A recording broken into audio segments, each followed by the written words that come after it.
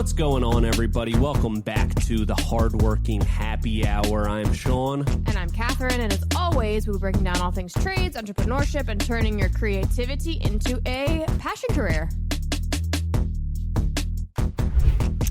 Sean, good morning. Long time no see, my friend. Yeah, Catherine, what the hell is up?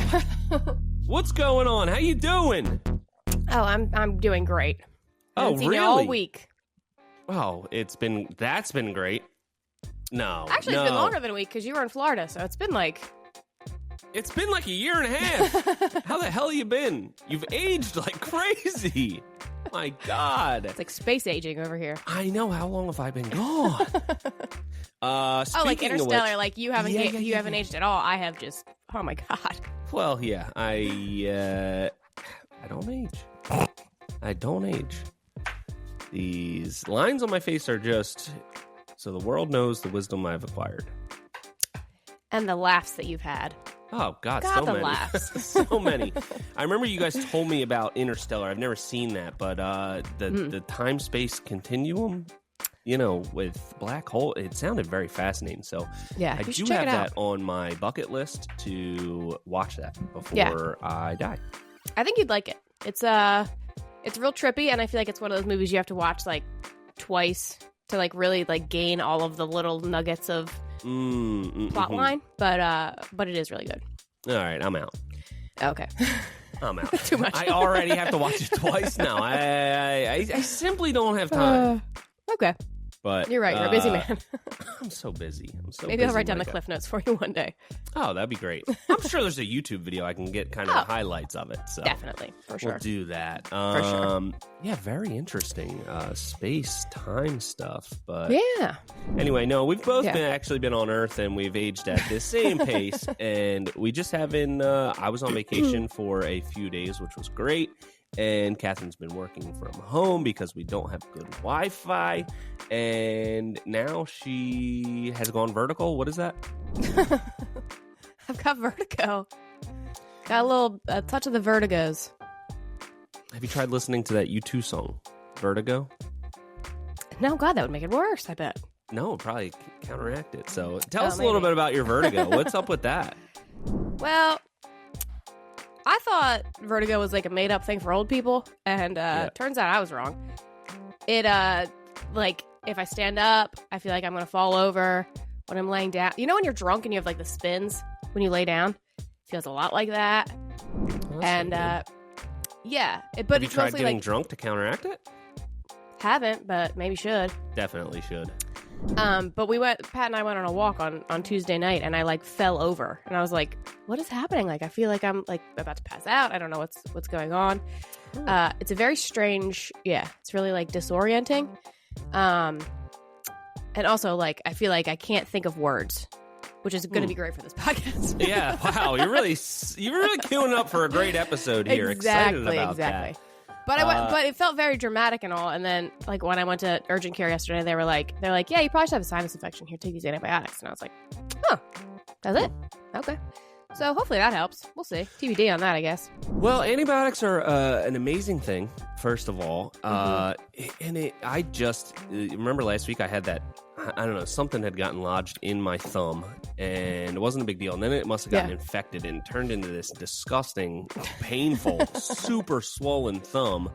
Yeah. Which has been documented. I think it's actually going to be in this week's YouTube video. I documented the whole thing. Like, oh, this kind of hurts a little bit. Now, oh my God, it's all disgusting. And then it's ripped open. And then I got on antibiotics, and it cured it right up. Whereas, like instantly, right? No, it took like a whole week, but...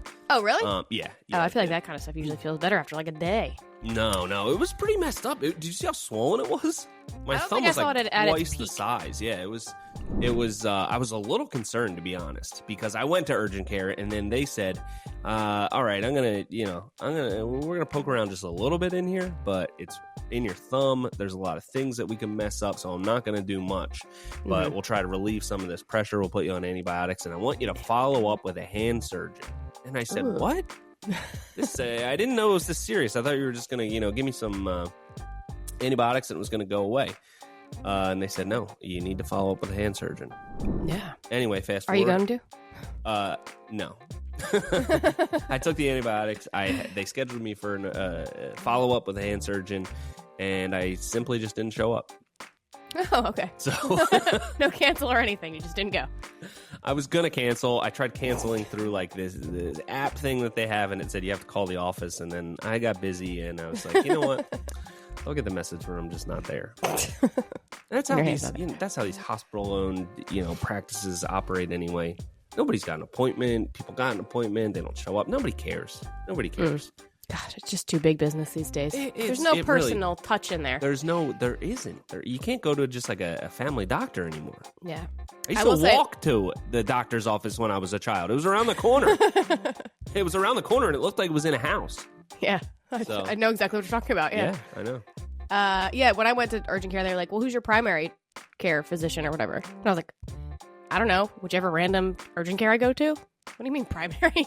That's what I said as well. Primary doctor anymore. That's what I said as well. And then I got a follow-up call from them. Hey, do you want to get set up with a doctor? And I said, you know what? Sure. I probably won't show up to that either, but put me down. They'll have your name somewhere in the system. I will be remembered. And anyway, what is announced? Today's May 2nd, and they're like, okay, yeah, let's get you scheduled for that. Well, it looks like the earliest appointment's like in August. And I'm like, all right, well, yeah, I guess just jot me down. See how that goes. Maybe something will pop up between now and then that you need to go for. Yeah. A lot of time. I figured I should probably get like a blood panel done. I should probably, get the something. workup. Yeah. Yeah, get an oil change. I don't know. Whatever they do at a doctor. I haven't been in so long. But anyway, that's neither here nor there. So don't fall. Are you walking kind of sideways like a sick dog? Well, it's not like all the time. So it's just like it just comes on randomly, which is still like very confusing. So it's not just like I'm walking and I constantly feel like it. It's kind of like I'm walking and then all of a sudden tip over. So TBD on that. All right, well. But yeah, I was going to come to work yesterday, and I was like, I'll help with hardscaping and stuff. And then I was like, I probably not a great environment to just be like falling over on. It's I'm not fine. Sure. I mean, just wear a helmet. We got hard hats? No, you need a helmet. You need a helmet, like the type of helmet that makes you look like you're special. You know what I mean? First of all, I am special.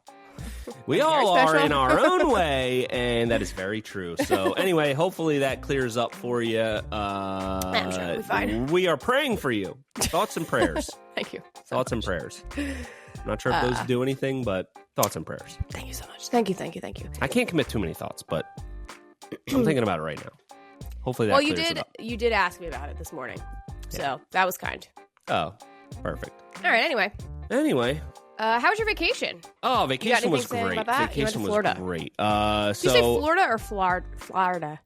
How do you say Florida? Florida. Okay. Florida. I think that's how people from Florida say it. So. Anyway, before I get into that, what we are going to be talking about this week, just so we don't lose everybody here, is the economy, the slowdown in leads that we have noticed, and inquiries and stuff like that. So we're gonna rap about that a little bit. Our thoughts on it.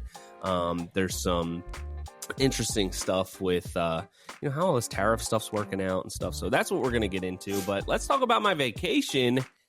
Went to Florida. Now I'm thinking about it too much how to say Florida. And you know what? It was really great. I used all credit card points for the whole thing. Oh, free trip. Perfect. Whole thing. Sarah was looking into using her points because, she's up on it. She's like, I got this many points. I got like 10,000 points or whatever. And I hadn't checked mine in the longest time. So I was like, well, let's see how many points I got. I had over 600,000 points. Oh my God. Yeah.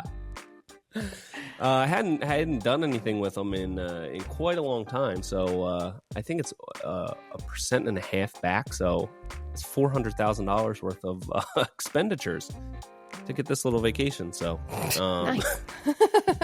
Worth it, I guess. But was able to use points for hotel, flights, rental car, everything, the whole nine. Didn't even use up half of the points probably. So it was pretty sweet. And we went to a really nice place, a resort, a place called Amelia Island. We stayed at the Omni, and there's all these restaurants there. It's basically like an all-inclusive, but nothing's included. It's there. You just have to pay for it. Exactly. So it feels like you're, in a Caribbean resort, but you still have to pay for everything, and everything's expensive. Yeah. So, see that. Yeah, we did rack up. You could charge everything in the room. You know what I mean? So everything's basically free until you leave. It feels free in the moment because just charge it to the room, and you're kind of hoping, hey, maybe they just forget about it. Maybe there's something got lost in the system, and they're like, no, you're good. See ya. But no, that didn't happen. They kept solid track of everything, and it was about $2,000 in expenses. $2,000 in expenses for like 4 days. Damn. Yeah, it was steep. It was steep. They got us with a pool cabana. Not even a pool cabana. It was like two lounge chairs with like a retractable, kind of like an umbrella sort of thing that goes over top of it. You pay for chairs? Well, on their resort? That was an option because apparently if you don't get down there early, the chairs are all taken. Oh, so it's more like the reservation than the. Got it. Okay. Well, these are like upgraded chairs. You got a regular chair where hopefully you can find one near an umbrella. Those get taken super quick, and then there's these areas you got to pay for, and that was $260 reserved for a day. But it was like, what are we gonna do? Yeah, crazy, right? I know. Did you know that you could have just gone and bought your own umbrella? I don't know where the store was. If I bought one in the gift shop, it was probably like $4,000 for an umbrella. So it was like, what are we gonna do? We can't just sit out here in the chairs that are absolutely frying in the sun. That's not gonna be fun, and we're already here. Like, we're trapped. We're stuck, and they know that. They got you. They know that. You got. Anyway, it was great. It was a really good time. Max was pretty well behaved the whole time, which was nice. And it just, what we want for our children is for them to have it better than we had it as a kid. But man, this kid, he's going to a freaking Omni resort. This place was nice and expensive. When I was a kid, his age, first of all, when I was that young, I don't think we took any vacations.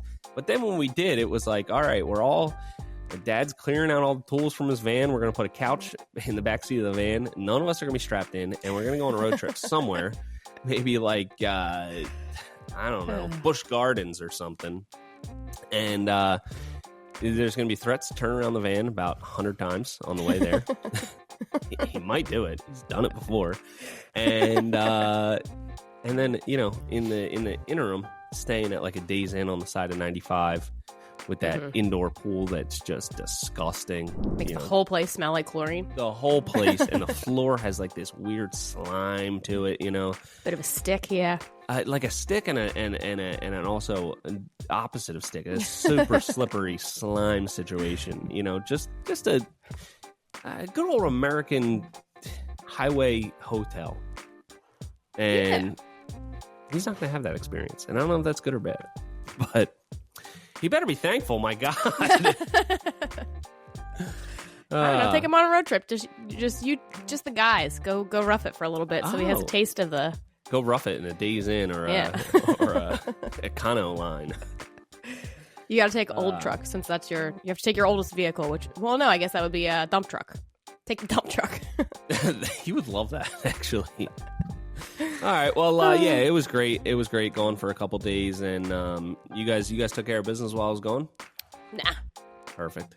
All right. None of us went to work. You guys are useless without me. We're on vacation. I'm the glue that holds everything together. All right. Well, let's enough small talk, I guess. You got anything else for us? On the small to medium scale of talking? Nah. My brain's broke.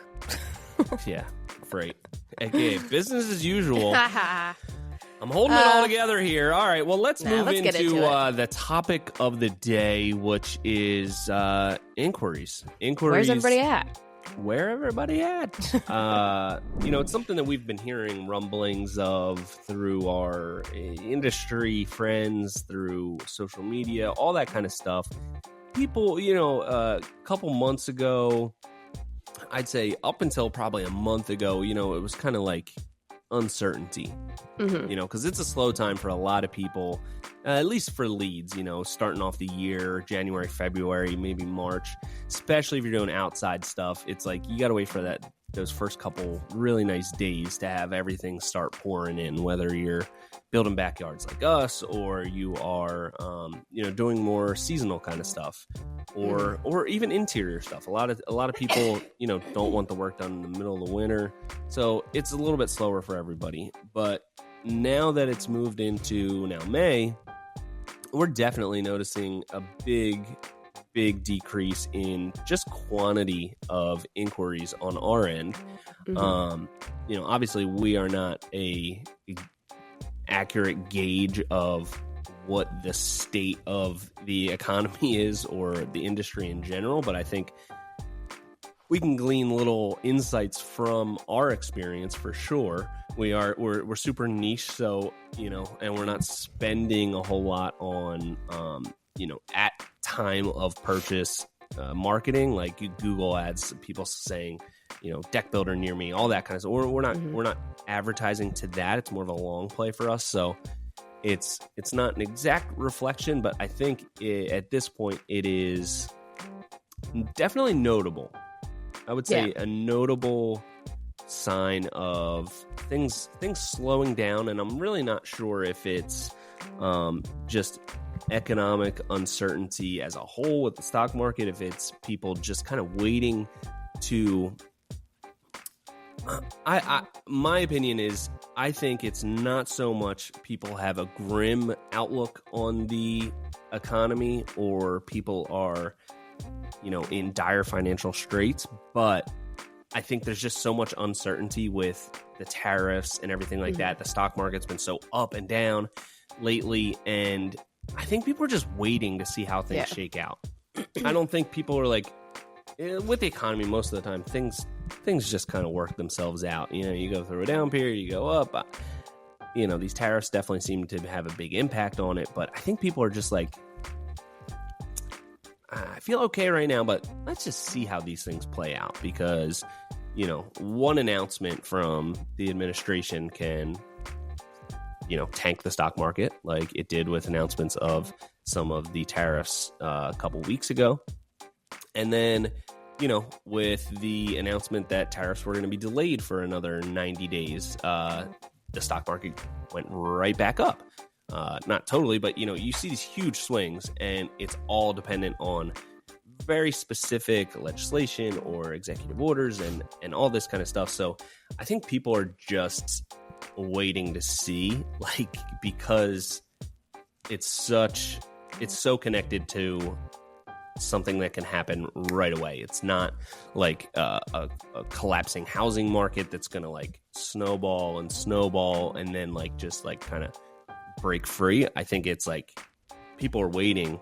Hey, with one decision here, things could get a lot more expensive. Things could all of my savings and my investments could all go down drastically, and that's usually not a time that people want to take money out of their investment accounts. You want to keep it in there so you're not really losing that money. You want to make sure that if anything, when the stock market's down, you just continue your investments so that when they go up, you have more shares and all that kind of stuff. So that's what I think is really the root cause of it. So I don't think it's like a widespread panic, but I think it's a widespread, let's just wait and see what the hell happens here, because it's crazy.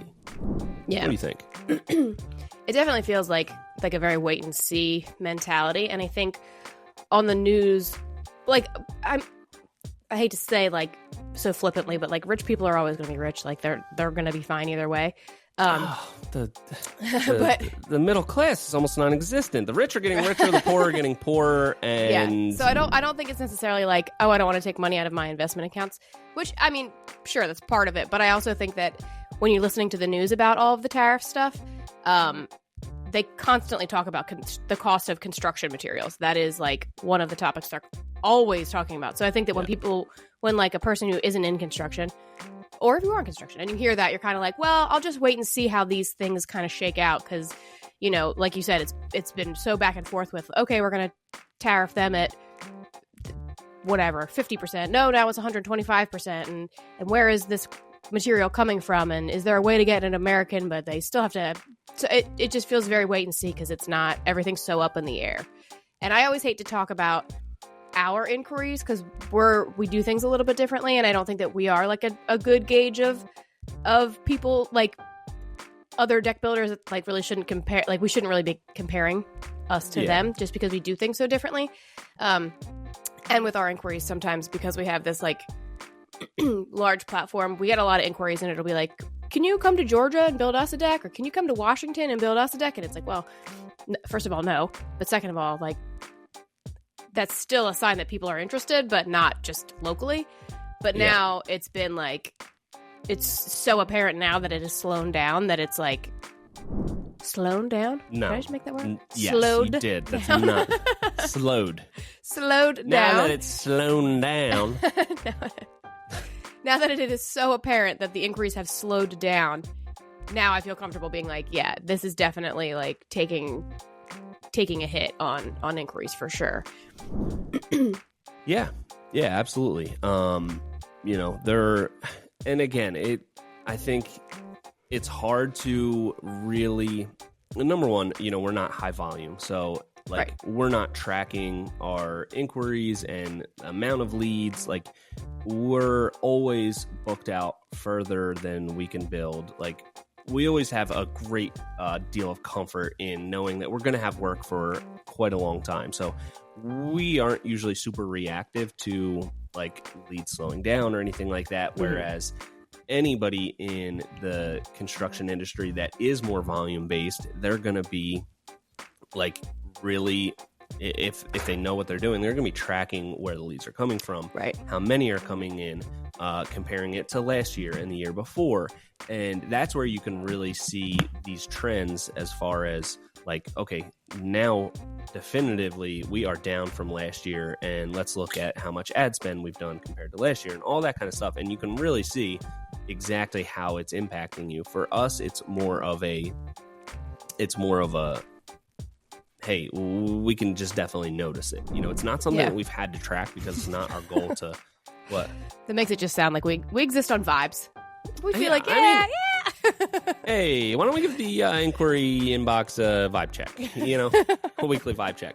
But for us, it's really like, if anything, the past couple years, we've been trying to figure out like, how do we? There's way too many leads for us to handle right now. Like, it's kind of bogging us down in a way because, you know, we try to filter them and pre-qualify them through our website and through the contact form and all that kind of stuff. But when you're just getting a ton of inquiries anyway, it's just hard to work through all of them. Like we're not built for that. And ideally, every inquiry that comes through is a job. Like if we could figure out a way to really pre-qualify people, so it's like this person, 99%, if they fill out this form and contact us, they're going to want to spend the money that it takes and be in the area that it needs to be to get the job done. But you know, other people that are tracking this stuff, they can pull more valuable insights, especially for them in their local market and all that kind of stuff. And it might be different for the kind of stuff that we're doing because it is larger projects. So it might be more adjacent to, say, somebody that's doing additions or, you know, something like that, like a larger project that takes more time to plan for and prepare. Like people know that it's going to be a long road. Like they know I'm not going to send this email and get a backyard built tomorrow. So it's kind of like, before I jump into this long process, let me just see how comfortable I feel with the future. Does that make sense? Yeah, for sure. Okay. So we have a couple of outstanding lingering designs and stuff that people have just been kind of dragging their feet on. Yeah, I try my best. Thank you. I appreciate that. You do great. They are outstanding and outstanding. Thank you. So do you feel like that is affecting how you are communicating with these people? Like, is there any sort of urgency on your end? And B, do you think that they are dragging their feet for the reasons that we have stated? What's the vibe check there? Yes. So So I forgot to tell you, but we the one person, with all the glass windows on the back of the house, the one that I really love, they want to move forward. So, nice. Okay, perfect. Yeah, we gotta. I told her we'd get her a proposal shortly. She's not in a huge rush, but she was like an ideal inquiry. It was like somebody told me about you guys. I started following you, and she was like right on the first consultation. She's like, all right, like probably not good for negotiating, but I'm hiring you guys. Like I'm doing this project eventually, and I'm hiring you guys.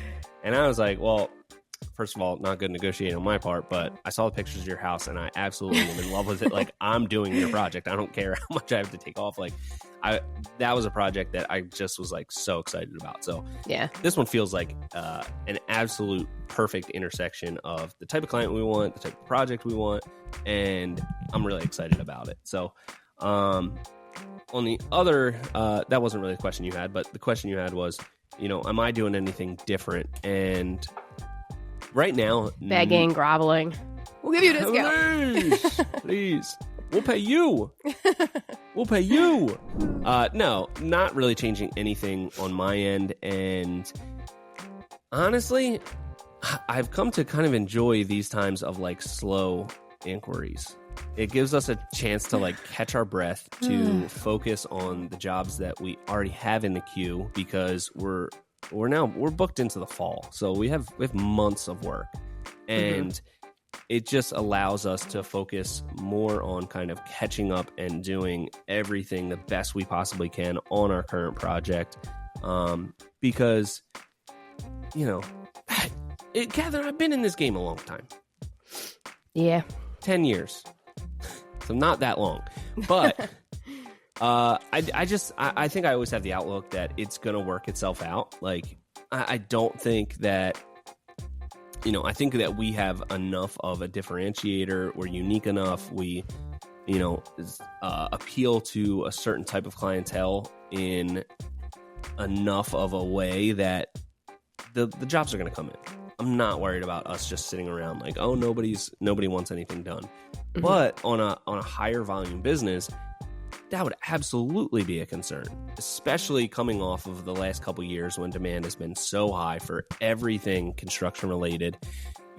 Scaling your business alongside that, hopefully you've done it, number one, in a responsible way where you're not just taking on massive amounts of debt and all that kind of stuff where you're going to get crushed with the smallest downturn. But, most likely you have scaled your workforce, you have probably scaled some overhead, all of that kind of stuff. And those are the type of things that you're going to have to make cuts on first. Like if you're doing a lot less volume, you're going to have to lay people off. You're going to have to, hopefully not like default on an equipment loan or anything like that. But the more that you have scaled up the last couple of years, the quicker you're going to have to scale back a little bit, at least with labor and all that kind of stuff. So, and then that could potentially start like the snowball of more economic slowdown and uncertainty. You know what I mean?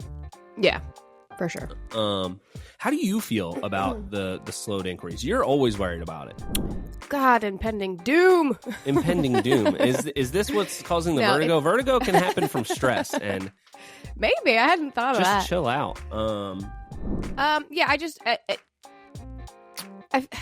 it does worry me. Since I'm the one, like, the first line of seeing these things, I am so aware of, like, when things are slowing down or, like, if there's a shift in some sort of, like, our norm. Yeah. So it does worry me, and I do think that everything just feels so uncertain with it. So it's an uncertainty thing that, like, we can't, like, there was a slowdown after COVID that was kind of predictable, and it was kind of like, okay, this is how it goes. Now it feels like there's a lot of other external factors that are immeasurable because you don't know what's going to happen next. That makes it all feel very like, well, I want to be prepared for this. I want to do what I have to do to, like, put myself in the best reactive position. But it's also kind of like, well, I don't know what's going to happen. So how am I supposed to prepare for that? So it does feel a little bit stressful, but like you said, we do have work until at least the fall. So yeah. Yeah, and we'll have jobs until then. But that's one of the things that I love about the type of business that we've built is it's lean. It's, we're not dependent on this huge amount of volume, and we're not as affected by, slight downturns in leads or economy. Mm-hmm. We're a lot more insulated from those type of changes. So that's one of the things I love about the size business that we've created, and it causes so much less stress in times like this. And one thing that I've started to do is really just try to appreciate these times when one aspect of the business gets a little bit slower, because I think I've become really good at not getting stressed out at things like this, and I get more stressed out when objectively everything is going super well, is when I'm the most stressed out, because it means we are, trying to handle inquiries, we're trying to do designs, we are building projects, we're doing all these kind of things, and we can still only do one job at a time. So it doesn't necessarily increase our output. It just, adds a whole lot of noise to my everyday life, and that is when I get the most stressed out. When things are slow, I'm just kind of like, just everybody chill out. It's I'm so confident that everything is going to be completely fine that it just doesn't worry me. And I have tried to consciously try to enjoy these times when certain parts get a little bit slower. Because through COVID, before we instituted the wait list, which let's just comparatively right now go back to that, which is kind of a crazy comparison. 2 years ago, demand was just so high for everybody. It was a different animal. Crazy. Yeah. You remember COVID, by the way? Barely. What a time. Crazy. It was crazy. Anyway, I don't even know when that was. Probably 2 years ago. Maybe coming up on 3 years ago. When COVID was? No, I remember that. That was 19. COVID-19. Is that what the 19 stands for? Yeah, but it was in 2020. I never knew that. It hit us in 2020. March. I guess that's why it's gone. Because it's no longer 19? Yeah, it should have, it shouldn't have pigeonholed itself just to, it should have just been more like COVID millennium. COVID, here to stay. Yeah, bad branding on COVID's part. Anyway. It's good that we can joke about this now. A couple years ago, you couldn't. Anyway, 2-3 years ago, whenever we instituted the wait list for our inquiries, at that point, we were booked out for the entire year. Mm-hmm. We were booked out a year ahead, and we were getting so many inquiries that we had to institute a thing on our website that said we are not taking any consultations right now. We are booked out for the whole year. If you want us to reach out to you in, I think we said the fall, which was 4 months. We instituted this 4 months before that. So it was kind of you go on our website, we're booked out for the whole year. We're not taking any consultation calls. First of all, it's going to be quite expensive, and you're going to have to pay for a design, and we're not going to talk to you for at least a few months. And by the time September came, or whatever that date was that we were all right, we're opening it up for next year. We had 40 to 50 people on that wait list that we had to get back to and say, okay, we're opening it up. And then I had at least, I'd say probably half of those were still interested at that point, still wanted to do a consultation call.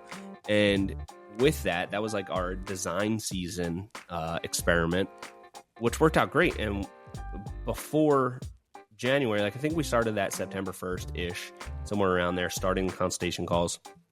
By the end of the year, we were booked out for the next year.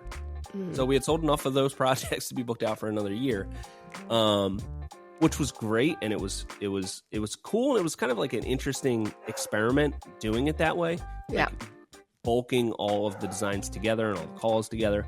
But that was insane. That month, 2 month, 3 month, doing all the designs, catching up on all the consultation calls I had to schedule. Doing all of that stuff in a condensed period, it was great because I was able to get in that design mode and know, pretty much every day I need to be working on one of these designs to hit our deadlines and all that kind of stuff. It was good in that sense, but it was just like we're still doing all the projects that we're building. So that was so stressful. So number one, what a when you compare it to that, wow, what a downturn in inquiries. Yeah. But at the same time, quality of life wise, we're still booked out plenty far. I'm super confident that we're not going to have any stoppages of work or anything like that. Like, I think it's all going to work out. But going through all of that craziness, I am appreciative that it is kind of a little bit slower, and I can sort of, I wouldn't even say like take a breath and relax. It's more like shift that mental energy into something else. You know, when you have all of that stuff going on, it's like run, sprint, go. And a lot of good things can come from that mentality of just sprint, like eye on the prize, just move forward at all costs and just go. You know, the faster, the better.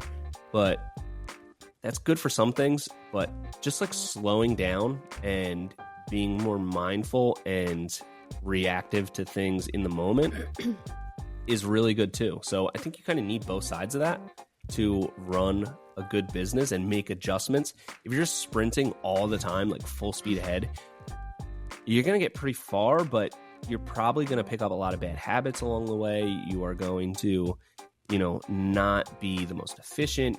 You're just going to kind of do whatever you have to do to keep your head above water and like just keep up with demand. So I've enjoyed being able to shift that mental energy into like slowing down and being a little bit more thoughtful about strategy and all that stuff moving forward, so we can get ready for the next sprint. That is a surprisingly healthy like outlook on this.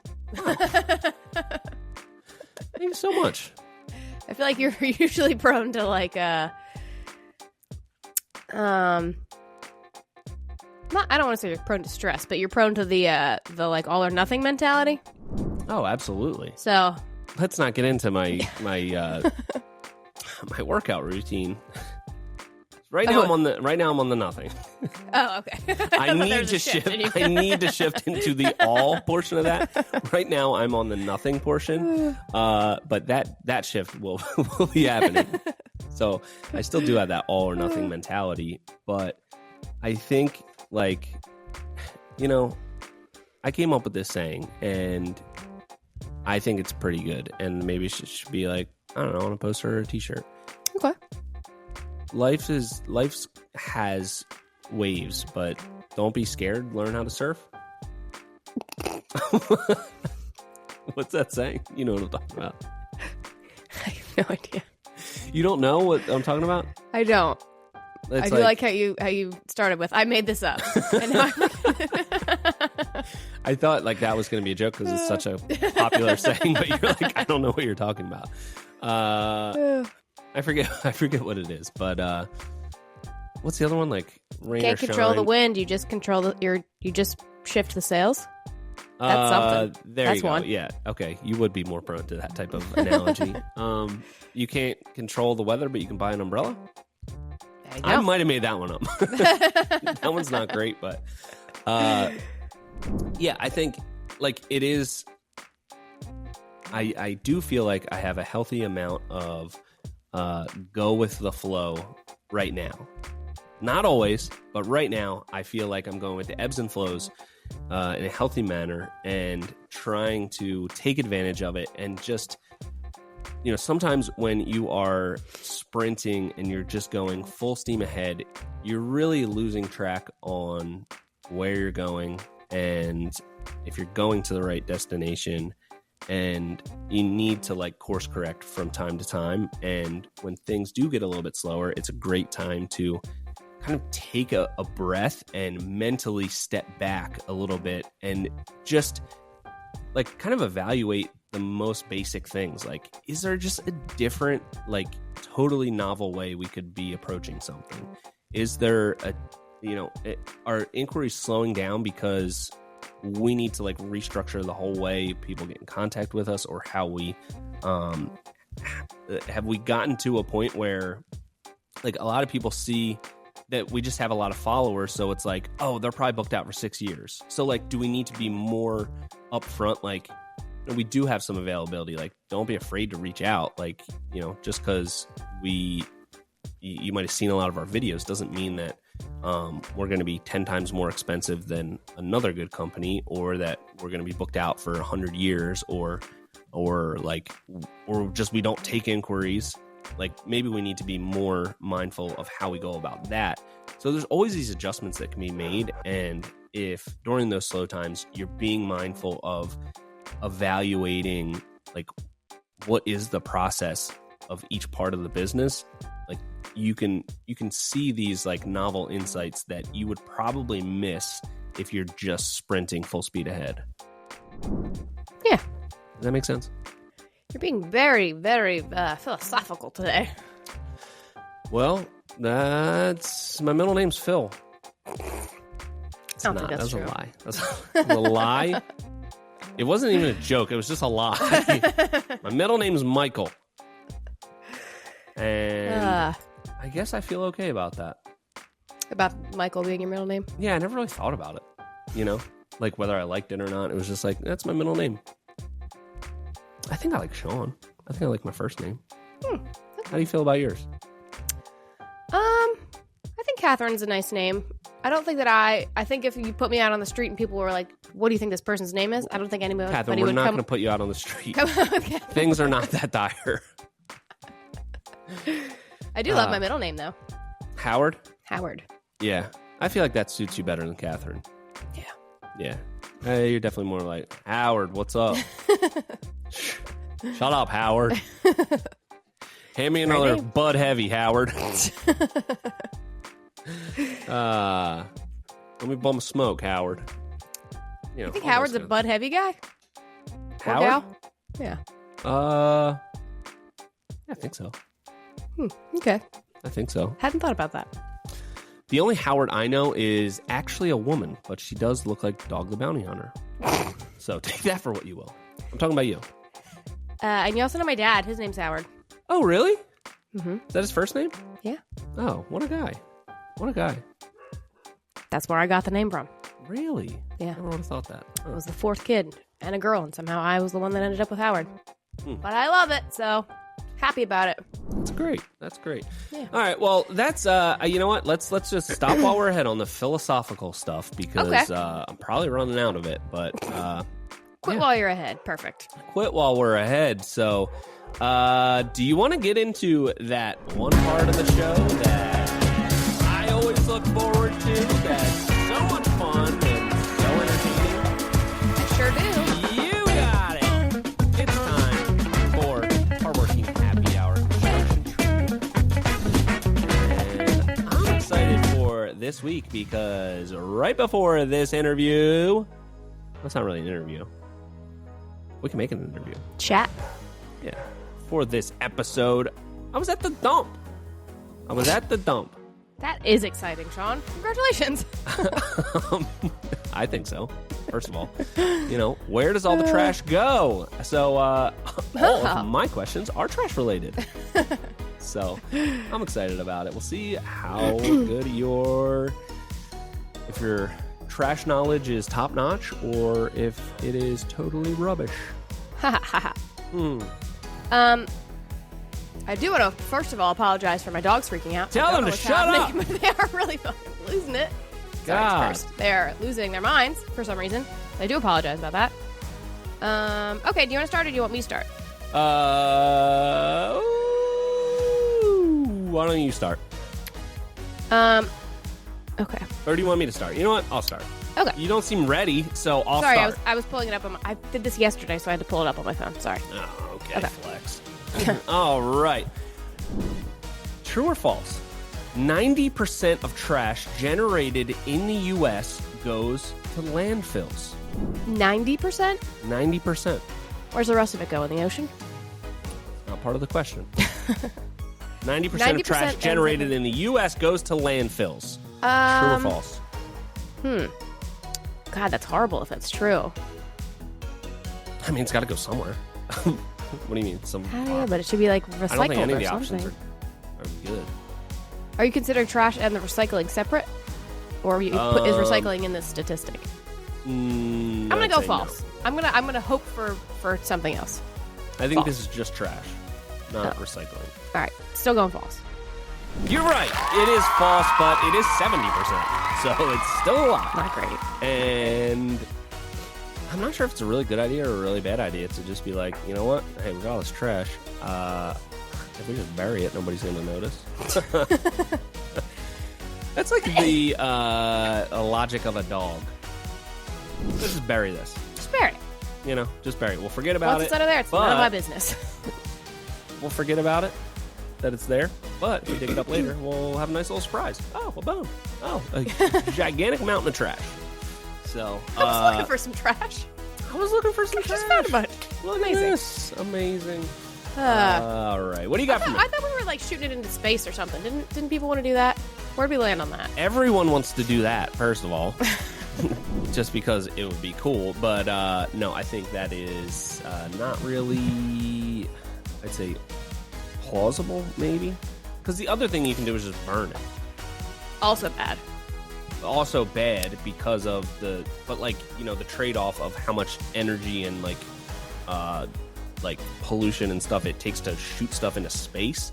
It would probably be a net negative at this point. Maybe they're gonna upgrade their technology and that will be possible. Hopefully it will be Somebody possible should do something that we about can shoot ourselves and our trash into space. Amazing. Yeah. You gotta take your trash out, but you gotta like get into a rocket and take it somewhere.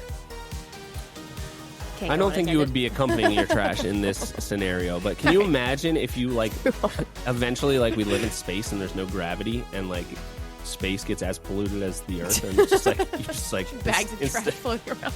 Yeah, like that would be crazy. Anyway, all right, what do you got for me? Jimmy's over here, the Bud Heavies again. Okay, true or false? Yes. A roof snake tool is used to look at gutters. How dirty your gutters are. A roof snake tool. True or false? To just look at how dirty they are? Well, and like, I guess you could use it to like push it out. I don't know. I'm going to say true. Nope, it's false. Oh, come on. It's to get the shingles off. What? I'd never heard of it. This is what it looks like. Oh, one of those? Yeah, I know. It's kind of like a pry bar. Yeah, it's like a shovel with spikes on the end, kind of. It's like a pry bar and a shovel mixed together. Yeah, I know what those are. I didn't know it was called a roof snake. Called a roof snake. Come on! Ding, ding, ding. Do a sound effect, because you got it wrong. Do Max being disappointed at you. You don't have any? Not this one. Okay, hold on. I know what that's here. Alright, move on. You're taking too long. What are you talking about? Sorry, it was the wrong. I like that one though. What are you talking about? Good job. No, there's the opposite of that. On fire. In a bad way. Yeah. Your trash is on fire. All right. Okay. So, moving on from our last question, a lot of the trash that doesn't find its way into landfills does find its way into the ocean. And I looked up what is the world's largest landfill is what I looked up. And it used to be in Staten Island. It's called Kills. Something Kills. No. So I think that's the largest one in the U.S. possibly. But it said, okay, if you're just talking an accumulation of trash, it would be the Great Pacific Garbage Patch. Mm-hmm. And then it did have an answer for just like a traditional style landfill, but I thought, oh, wow, this is interesting.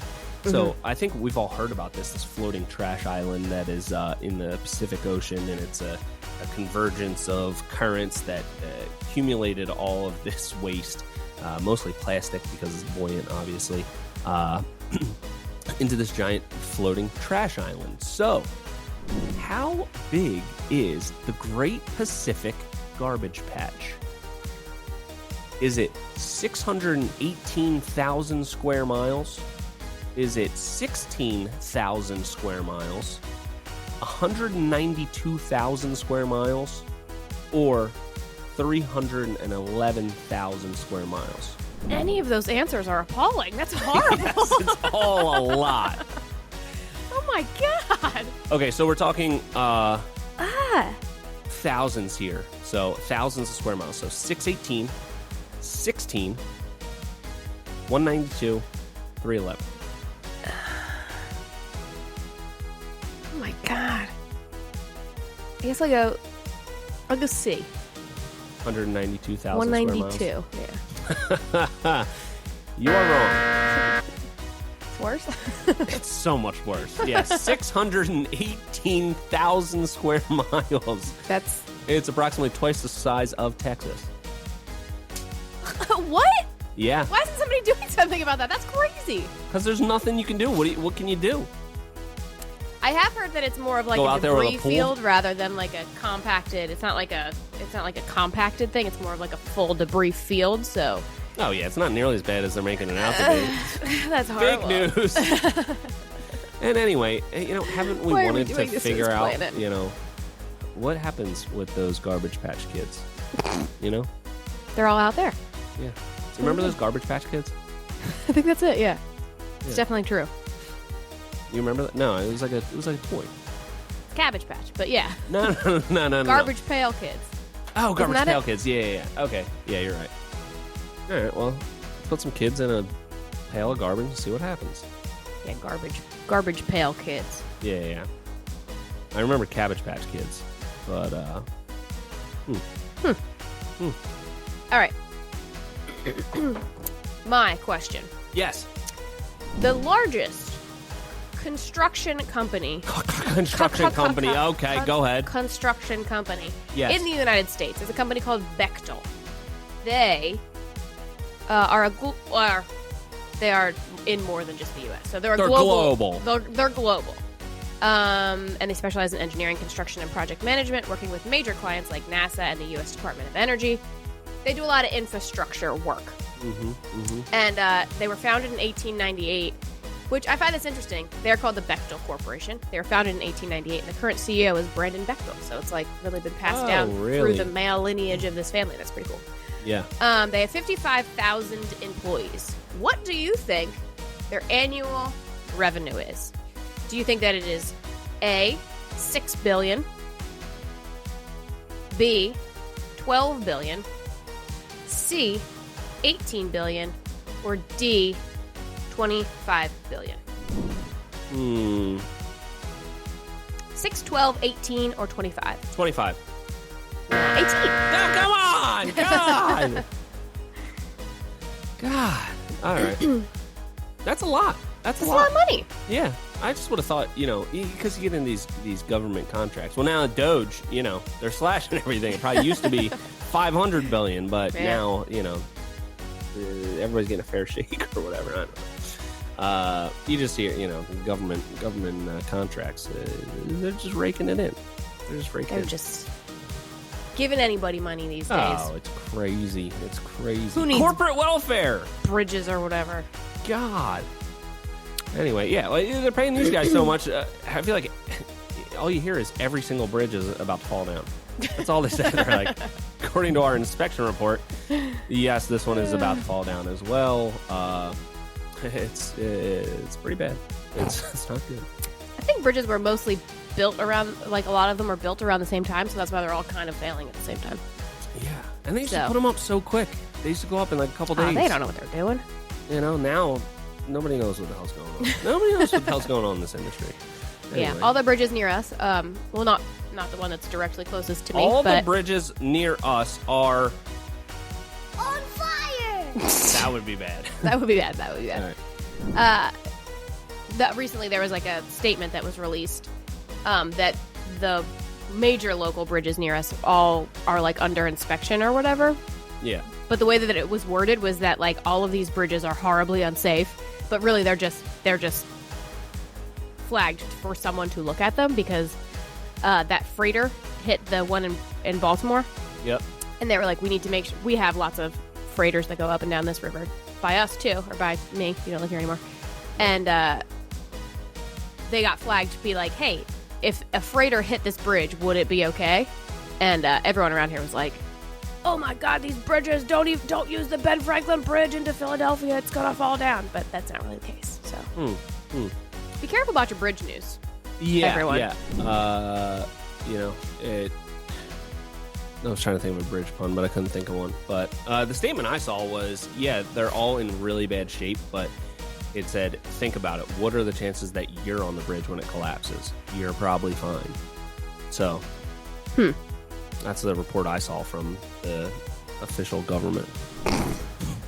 Said, look, yeah, it's going to fall President down. of the United States was like... The chances that you're going to be on it when it falls down, like, come on, chill out. You got bigger chance of dying of COVID or whatever. Off the rails. All right. COVID jokes today for no reason. COVID's just getting getting strays today, catching strays. All right. All right, next. All right, is it my turn? Yeah. Okay, here's a fun one for you. Also on that trash tip, what country generates the most trash? India. False. It's the U.S. Oh. It's the U.S. Sorry, India. Catching strays. I thought it was India, though. No, it's not. It is the U.S. 200, and these are all, estimations, but this is according to many sources, apparently.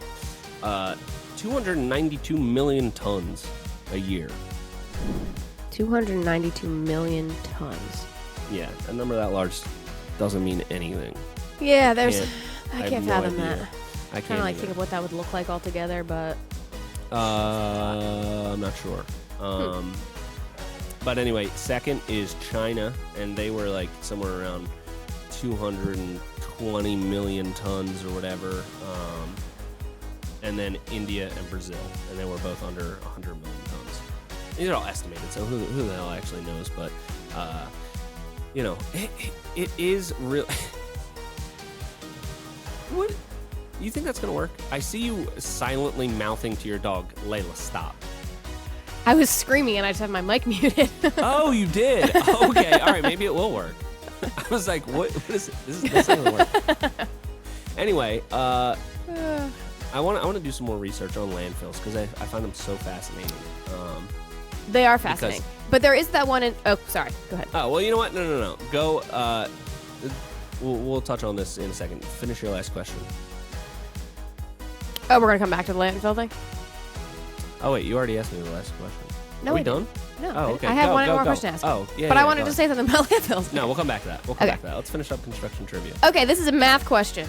We are carpenters. We should know a lot of math. I'm very good at math. This is either going to be a number that you just know off the top of your head or you're going to have to do some math. What is the angle of a 5-pitch roof, Sean? Oh, 5-pitch. I don't know. We never do those. Everything always works out to a 4-pitch. Like 5-pitch. Always. There's always a window in the way. I want to do more higher pitches. Let me see. How close do I need to be? Do you know a 4-pitch off the top of your head? Yeah. If you know a 4-pitch, I'll give you a 4-pitch. Okay. It's and 3 and 4 may be confused. Can I have 2 guesses? At that? You get 1 guess. 22. No, 22 is a 5-pitch. Oh, it's 18. 18's a 4-pitch. 18's a 4-pitch. All right, so I get it right. Yay! No. We're tied. That was wrong, but I'll give it to you. All right, there you go. Tied. We're tied. All right. On fire! All right. All right. Well, that was fun. I'm glad we tied again. And landfills. They're super interesting. So there's 2 places that I go with the dumper to dump the trash, and one of them's Trash Mountain. And that you just literally you drive up on top of a hill that is mostly made of trash, I think. and then like every day or every couple days they kind of move the place around where you dump it. Mm-hmm. But you pretty much just back up to a pile, you dump it, and there's a gigantic bulldozer with